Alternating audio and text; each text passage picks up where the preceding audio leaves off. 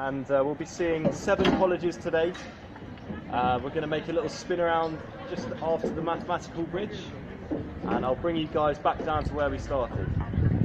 Obviously, if you have any questions at any point, just go for it. I like a nice interactive tour. Yeah. And yeah, there are 31 colleges at Cambridge today, about 25,000 students. Oh my word. So a college is basically just where you live. While you're a student here, you'll go to lectures at different lecture halls and departments around the city with students from all different colleges. But you'll go back to your dormitories or rooms in your college. Are they all, we visited at the Trumpington Park and Ride? Yeah. Are they all student? Sorry, which ones? We backed at the Trumpington Park and Ride. Yeah. So is all those buildings student? Oh, the new ones? Yeah. No, that's just private housing. Private housing, right? Yeah, so Cambridge is massively growing.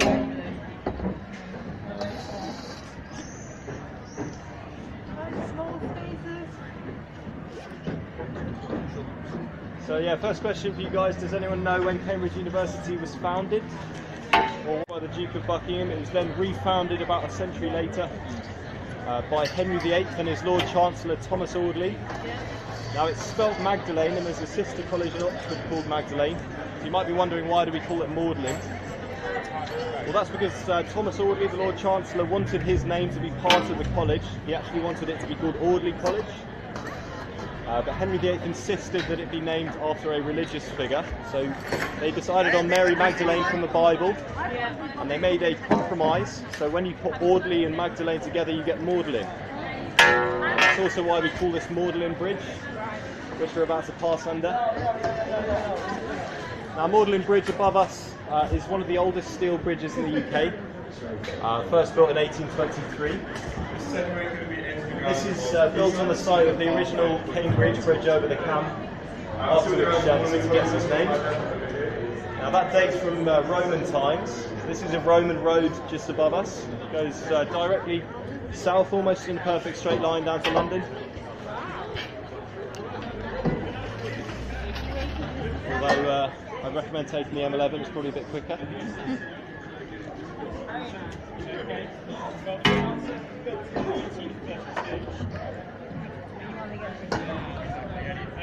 Just coming up on our right hand side here, we're seeing some of the accommodation from Magdalene College.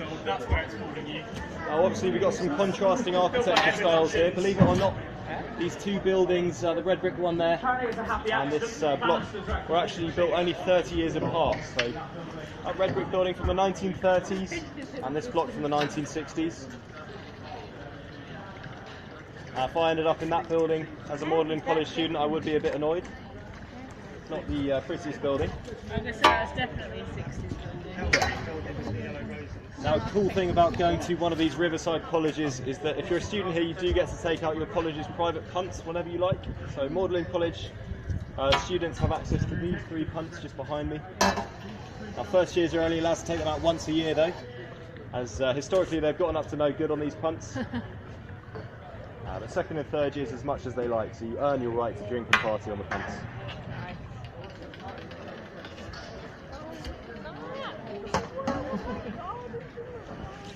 Now this channel just going down to the right here actually leads to the St John's private moorings, so there's about 12 boats that students can use up there as well. And this does mark where we pass into the grounds of St John's College.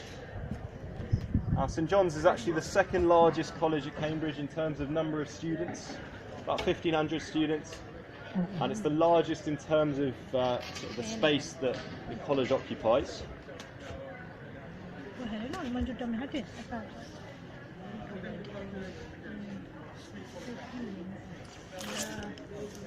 Now this white building just coming up on our right hand side here is Cripps Court. It's built in the 1980s. This was actually one of the first buildings ever designed entirely on a computer. It's accommodation today, but it was quite a big deal when they opened the building. And Prince Charles, obviously our king now, was the man who was asked to come and unveil the building. And just after he made his opening speech, he forgot that his microphone was still on. He turned to his friend and he said, "The building looks exactly like a multi-storey car park." So you might agree with him on that one. Obviously the architect wasn't too happy about that when it blared across the big speakers. I love to see. Yeah, the best thing about Crips Court overlooks the back of the new court building here on our right, and we'll see the front of that in a few minutes.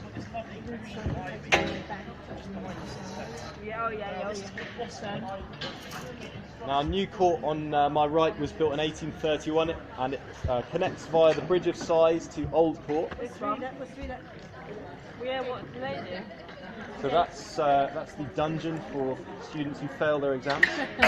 No, it's an old trade door for the college, so goods would have been brought up into the college, and coal, I think, was actually brought through that door to heat the building.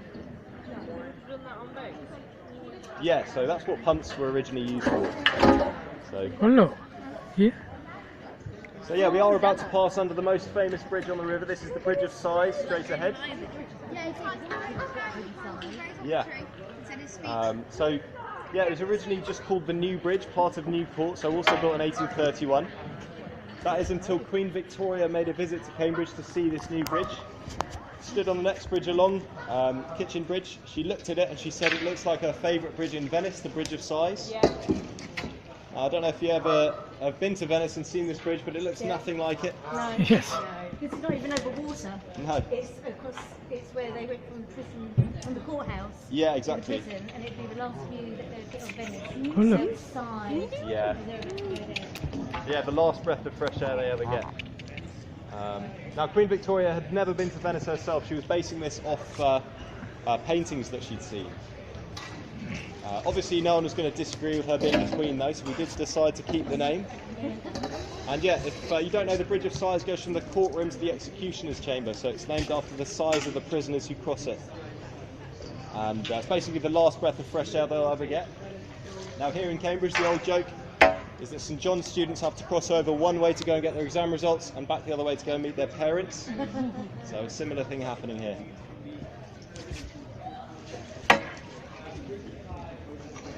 This is Kitchen Bridge, otherwise known as Concussion Bridge to us punters. So you learn your lesson pretty quickly on this one. Wow, look at that. Now just to my left here, on the bridge behind me, you can see the flood marks. Yeah.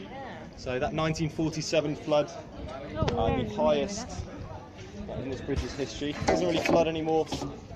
Since the 1950s we've had floodgates put in at the top of the river. But just back to my right here we can see the front of the new court building. Oh, wow. One of the prettiest buildings along the Cam. Now you might think it looks a bit like a palace or a castle. This is actually just first year accommodation for St John's. So St John's, the second richest college here at Cambridge, obviously a lot of money to spend. And really flaunting their wealth with this one. Now the architects for New Court actually designed the entire building to be perfectly symmetrical, except for one little bit. So if you can see the eagle above the central arch there, I'll have to wait for this tree to get that out of the way.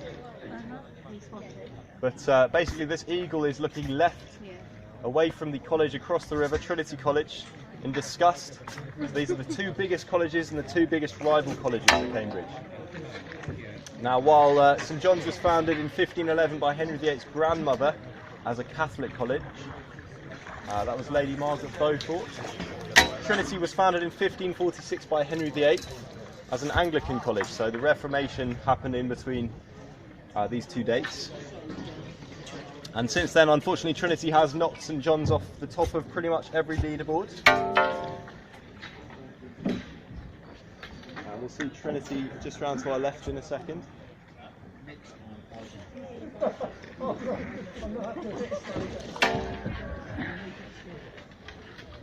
Bond of friendship. Relationship.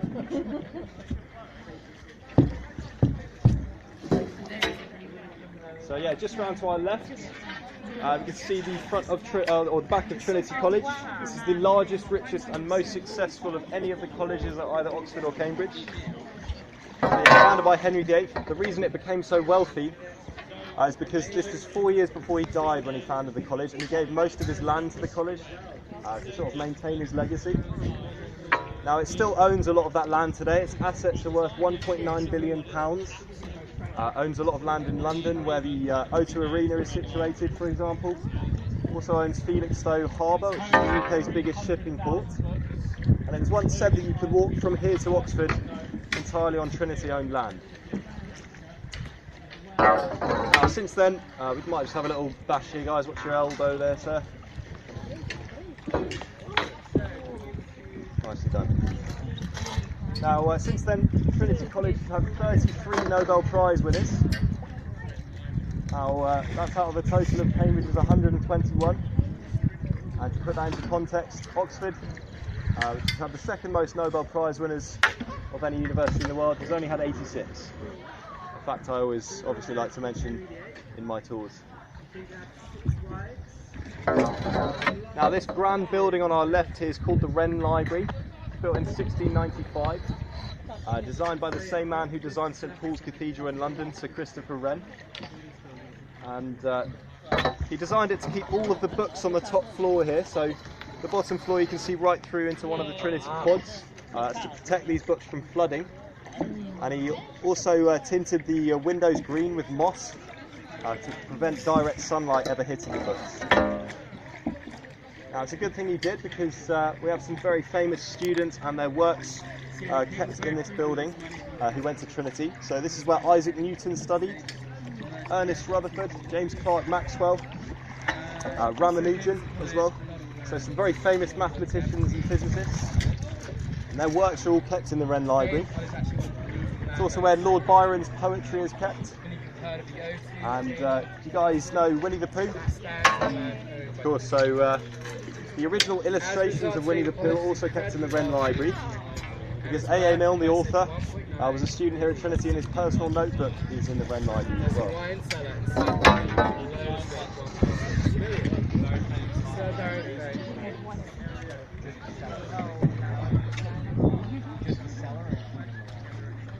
Now, we're just passing under Trinity Bridge. Not much to say about this one other than it is very pretty. And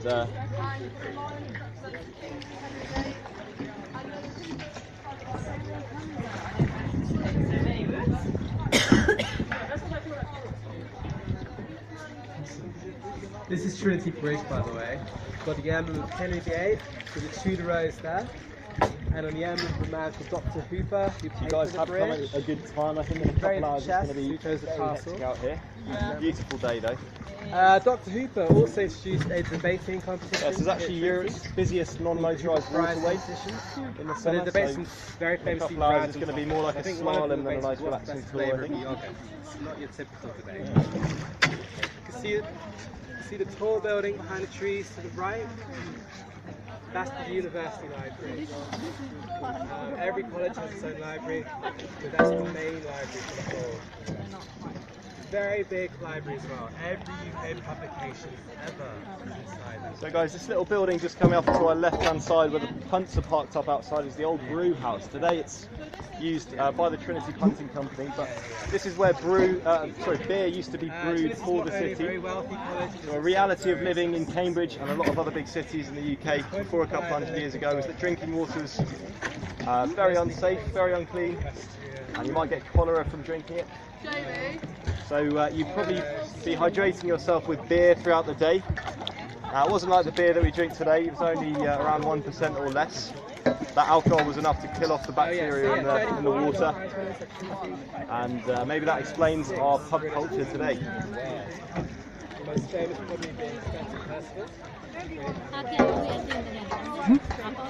The last few Prime Ministers were this red brick building just coming up on our left-hand side here is the Jerwood Library. This is the newest building on the river, apparently designed to resemble a ship, and it's part of Trinity Hall College, which is where Stephen Hawking studied. So, Stephen Hawking went to Oxford for his undergraduate, obviously realised he'd made a massive mistake, so came here for his PhD and spent the rest of his life here in Cambridge. For his PhD dissertation he produced his theory of the Big Bang and researched that theory as a fellow at Gonville and Caius College, just up the road. Now, Stephen Hawking used to live very close to me. I would often see him going through the park near my house. And I met a busker about 2 months ago who told me he used to perform on King's Parade, just in front of the chapel on the wall there. And back in the 1980s this was, Stephen Hawking used to come and listen to him often, and they became quite good friends as well.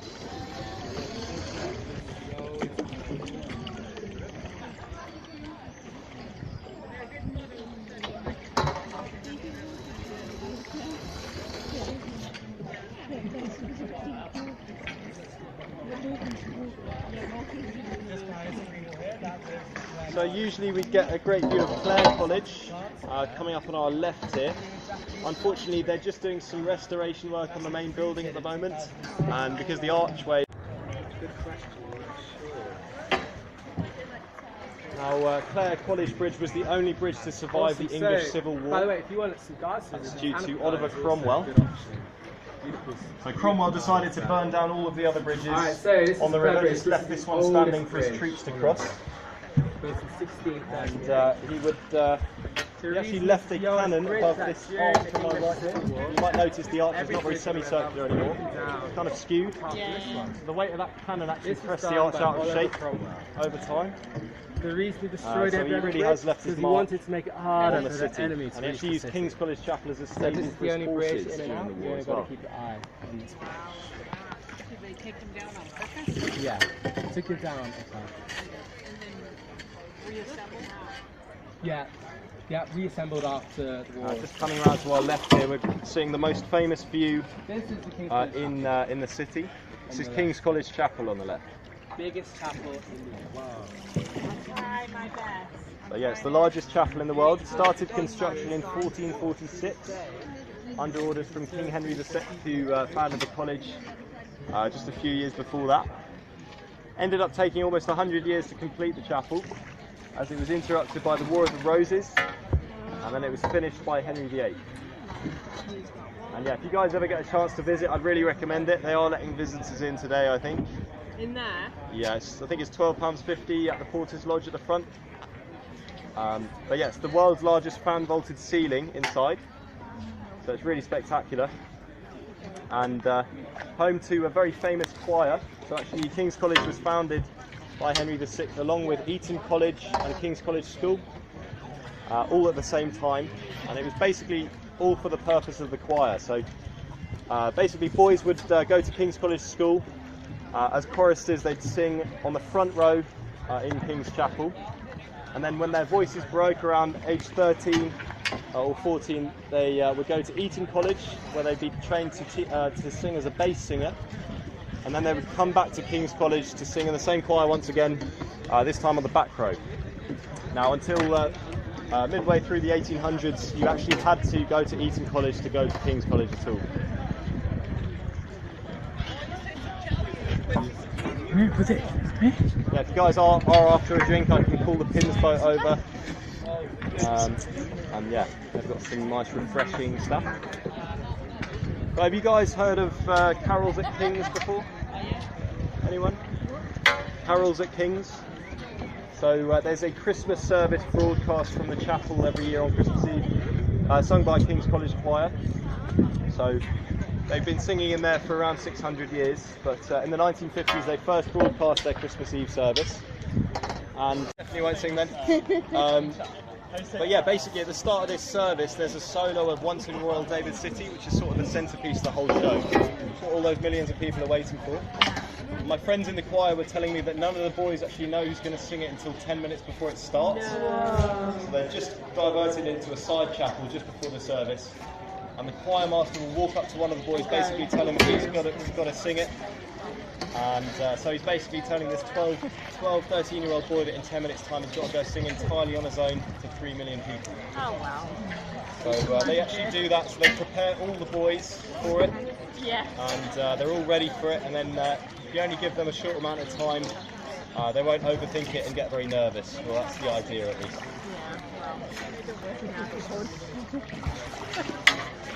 Now this building coming up on our left here is called Bodley's Court. This is second and third year accommodation for King's College, built in the 1890s. This is actually where Alan Turing lived while he studied at King's. So Alan Turing is the man who broke Hitler's Enigma code during World War II. I might put some petals in. Did so by building the world's first computer. You've seen the movie The Imitation Game? That tells this story. Yeah. Yeah, with Benedict Cumberbatch. Now, unfortunately, Alan Turing was persecuted for his sexuality while he was alive. Took his own life in the 1950s. But he has since been pardoned by the UK government and earned a Nobel Prize after he died as well. He's on the £50 note as well. And Yeah, there's one fun fact for you. You know the Apple logo? It's got a bite taken out of the apple. So that's because Alan Turing took his own life with cyanide, which is derived from an apple. And he was the founder of or creator of the first computer. So that's kind of to honour the tragedy and the story. Yeah, another fun fact for you that some people on my boat the other day told me is that the stalk on the top of the logo fits perfectly into that bite. Yeah. Yeah. Stalk? It's very random, but Out and in. And out and out. So we have passed into the grounds of the final college on our tour. This is Queen's College. This one? Yeah, so both sides of the river here. This building in London. This is like how? Yeah, so this is actually... Like a 60s building. Yeah. Yeah, so built in 1959. This is known as the ugliest building on the river. It really is. Called the Erasmus Building. Designed by the architect Sir Basil Spence, and he designed it to look like the trees on the other side of the river apparently. So those brick pillars are like the trunks, the windows are supposed to reflect the leaves, and then the white bar along the top is like the English weather. He's Cloudy. smoking something. Well, so he was actually well known for taking LSD. Oh, there we go. Although you'd think he would have designed something a bit more interesting if he was doing that all the time. Hello. But yeah, whether you like it or not, it is here to stay, so it's grade 2 listed. Oh my That's God. because it's a warning. Often we find that buildings are listed as a warning. Don't do it again. Exactly. Do not do this. Preserving a piece of 50s architecture for us. So I think Queen's College, instead of just planting some trees in front of it to try and cover up their mistake. Yeah. No. Tea? Oh, I like this bridge colour. So yeah, we are coming up to the mathematical bridge, so that will mark the halfway point of our tour. Make a little spin around just after that. But the bridge does connect what's known as the dark side of Queen's College with the light side. Now, the light side on my right hand side, the dark side, these red brick buildings over here. Right. The reason it's called the dark side of the college, if you see this red brick building just jutting out into the river there, Yeah. on the side you can see some very small windows. Yeah. Very dark building inside. Yeah. So that's actually the President's Lodge of Queen's College. It's the oldest building on the river from 1448, built at the time of the window tax. So Oh, hence small windows. exactly. So you were basically, because only rich people could afford windows, you were taxed based on the size of any windows that you had in the building. It's so small. And Queen's College did not have enough money to build windows any larger than that And at they the time. even bricked them up, look. Yeah, dark building inside compared to the crypt building on our right, which is obviously a much brighter piece of 90s architecture. I guess.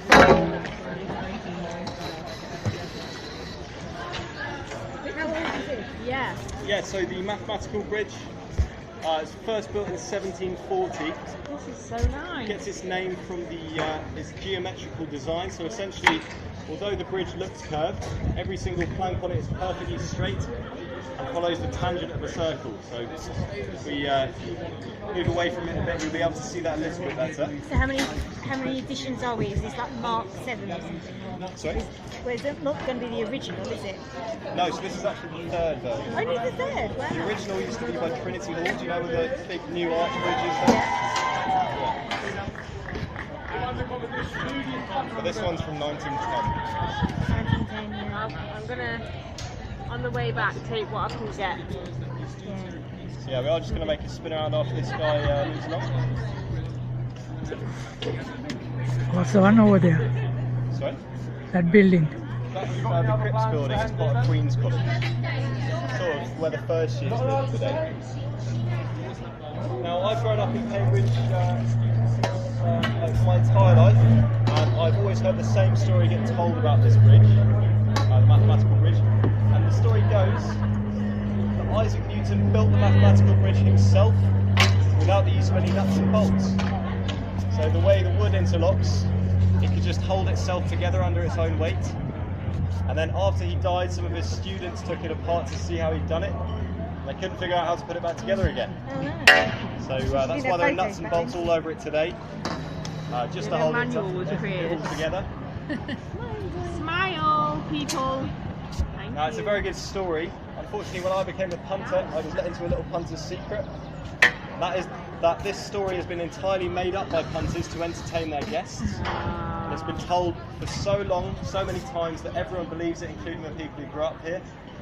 We even get people from China asking where the Newton Bridge is. So the story's actually made its way abroad. Made up as in The, Newton Wikipedia didn't page. actually design it. Sorry? Made up in as far as Newton designed it. No, the idea, yes, that, but also the idea that it had no nuts and bolts in it. So the only part of the bridge without any nuts and bolts in it today is just where it meets the sides. The entire bridge is just resting on the stone there. But yeah, very good story. If you do ever get another punter to try and tell you that though, you can tell him that the bridge was actually built by William Etheridge, obviously a man who doesn't get enough credit, a very talented carpenter, and it was built 10 years after Isaac Newton died.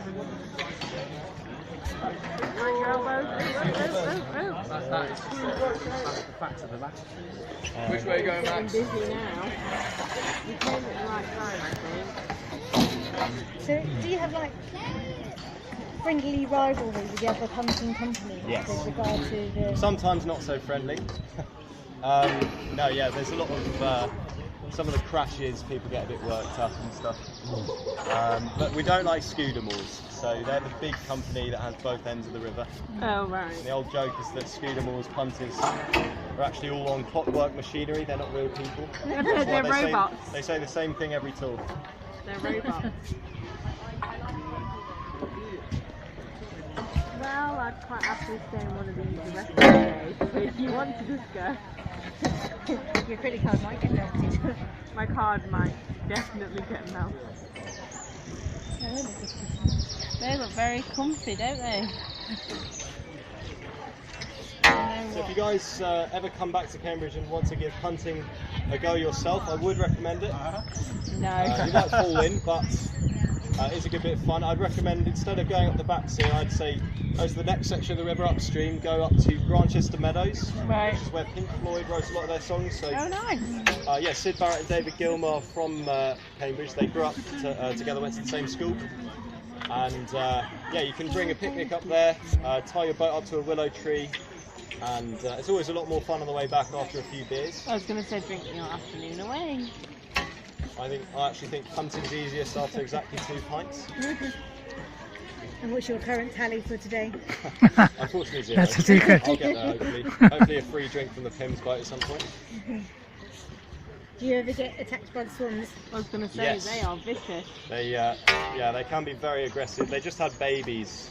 Oh, so There's they're a pair that just had protective. babies, so they're very aggressive at the moment. Aren't you? You're gorgeous and you're protected.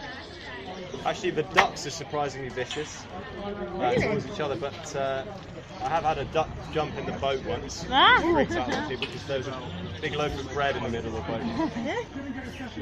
They're alright to pick up and put back down again.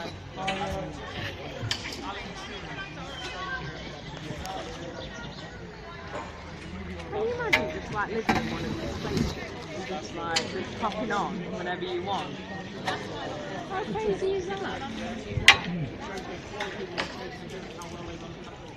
I don't know what I've taken. I don't know what I've managed to take.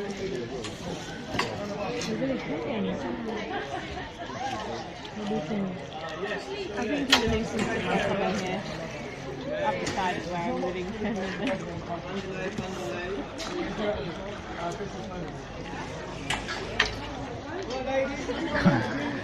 කෑම කරත්තෙකුත් යනවා.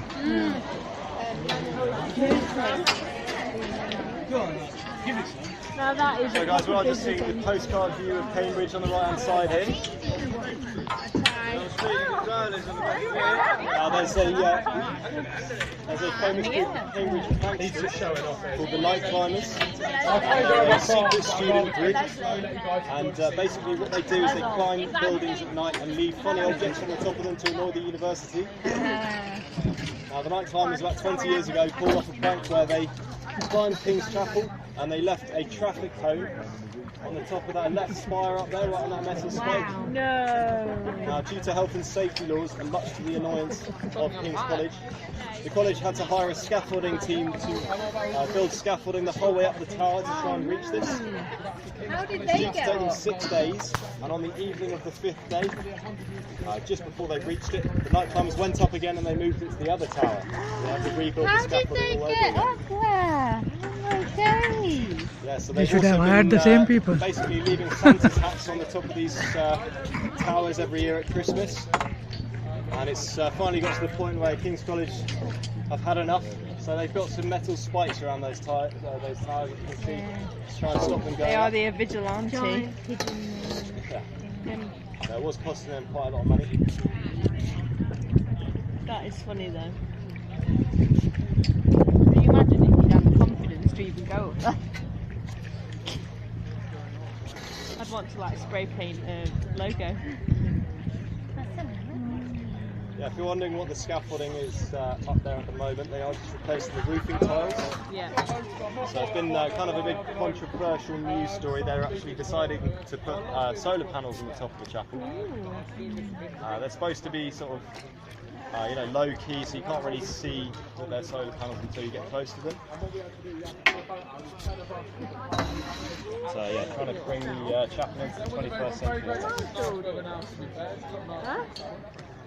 You like being on the boat? Shall we go to France?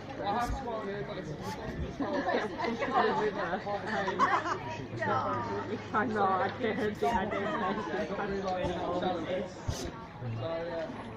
So we are just passing alongside Clare College at the moment. Now usually we get a really nice view into Clare College Gardens on our left hand side behind this green fence. It's one of the prettiest gardens in Cambridge. It's a very famous garden in this country actually. And Clare College is actually where Sir David Attenborough studied. Oh. So the voice of God on our nature documentaries. So David Attenborough originally came to Clare to study geology, but he wrote in a recent memoir that spending time in Clare College Gardens was actually one of the factors that made him want to study zoology instead, so he switched at the end of his first year. Oh, wow. And a good thing he did. He's turned 97 and he's still making more documentaries than ever, it seems like, to be honest.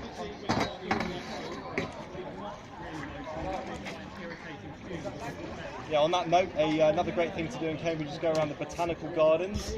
So springtime's a great time to go, and it's just by the train station as well. So where we get off, how long a walk is it?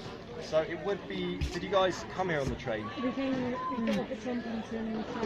Oh yeah. Okay, so it's actually towards that direction. So Oh yeah, it's the probably first stop. when all the ivy leaves change colour. Now that ivy was planted 150 years ago to cover up the fact that this side of Newport was built using brick. So basically the architects spent too much money on the front of the building and they had to finish it off using a cheaper building material at the back.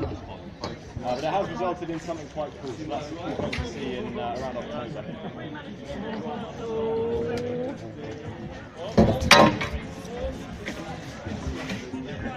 Oh.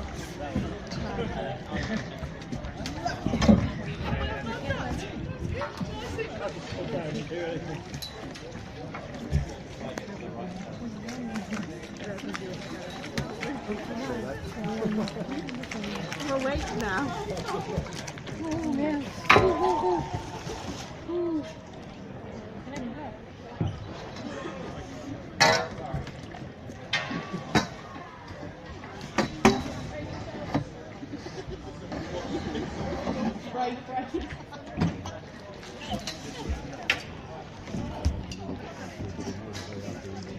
You need a license to drive one of these things. See, that's why it's my way to home and Sorry about the bump, guys. Wasn't sure which way it was going. Look at that.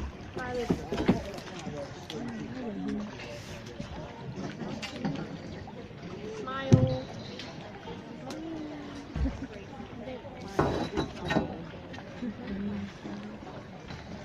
So we are just passing back alongside Magdalen College, home to my personal least favourite building on the river. Now that 1960s block also protected because this is a heritage site, so I think one of the students might have to burn a piece of toast and burn the building to the ground or something, so we can have something new. But how long are you guys all in Cambridge for? Just the day or a bit longer? Yeah. Are you looking for any nice pubs or restaurants or anything? Excellent. So I'll actually be able to point out a couple nice spots in a second. If you're looking to come up with a nice novel or something, that's obviously a good place to go. Also, if you mention my name in there, Nathan Hunter, you'll get 20% off because I work there as well. So really nice place to go. Where was that? We couldn't hear it very well. Sorry? We couldn't hear what you said. Oh, the Picturesque Inn. So that one there. Oh, there. So yeah. Great pub. There's also